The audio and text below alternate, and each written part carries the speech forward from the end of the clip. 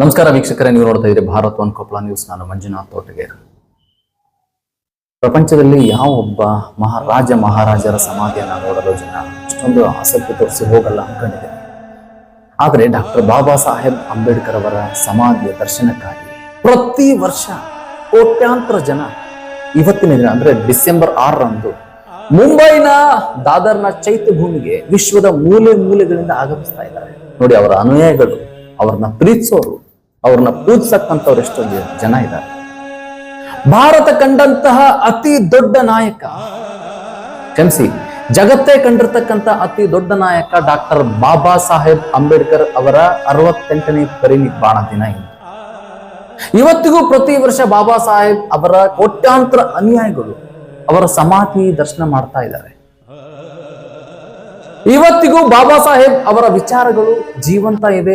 ಅದರ ಅರ್ಥ ಅವರು ನಮ್ಮನ್ನು ಅಗಲಿದರು, ನಮ್ಮ ವಿಚಾರಗಳಲ್ಲಿ ನಮ್ಮ ಜೊತೆಗೆ ಇದ್ದಾರೆ ಅಂತ.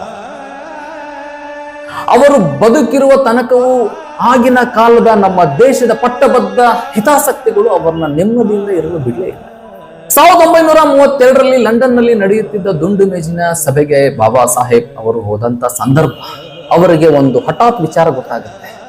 ಭಾರತದಲ್ಲಿ ಅವರ ಮಗ ತೀರಿ ಹೋಗಿದ್ದಾನೆ ಅಂತ ಹೇಳಿ. ಅದಕ್ಕೆ ಸಾಹೇಬ್ ಅವರು 2 ಹನಿ ಕಣ್ಣೀರ್ ಹಾಕಿ ಹೇಳ್ತಾರೆ, ನನ್ನ ಮಗ ತೀರಿ ಹೋಗಿದ್ದಾನೆ, ನಾನೇನಾದ್ರೂ ಮರಳಿ ನನ್ನ ದೇಶಕ್ಕೆ ಹೋದ್ರೆ ನನ್ನ ನಂಬಿದ ಕೋಟ್ಯಾಂತರ ಜನ, ನನ್ನ ಮಕ್ಕಳು ಅನಾಥರಾಗ್ತಾರೆ. ಆ ಸಂಭವ ಮುಂದಿನ ದಿನಗಳಲ್ಲಿ ಬರ್ತದೆ ಅಂತ ಹೇಳ್ಕೊಂಡು ಅವರು ಅಲ್ಲಿ ಕಂಟಿನ್ಯೂ ಮಾಡ್ತಾರೆ, ನ್ಯಾಯ ಕೊಡಿಸ್ಬೇಕು ನಮ್ಮ ದೇಶಕ್ಕೆ ಅಂತ. ಬಾಬಾ ಸಾಹೇಬ್ ಅಂಬೇಡ್ಕರ್ ಅವರು ಭಾರತದ ಸಂವಿಧಾನವನ್ನ ಬರೆಯಲು ತಮ್ಮ 10 ವರ್ಷಗಳ ಆಯುಷ್ಯವನ್ನೆಲ್ಲ ಕೇವಲ 2 ವರ್ಷಗಳಲ್ಲಿ ಕಳೀತಾರೆ. ಅಂತಹ ಮಹನೀಯರಿಗೆ ನಮ್ಮ ದೇಶದ ಜನಗಳು ಕೊಡುವ ಗೌರವ ಅವರನ್ನು ಇಂದಿಗೂ ಒಂದು ಜಾತಿಗೆ ಸೀಮಿತ ಮಾಡ್ತಾ ಇದಾರಲ್ಲ, ಎಂತಹ ದೌರ್ಭಾಗ್ಯ ನಮ್ಮ.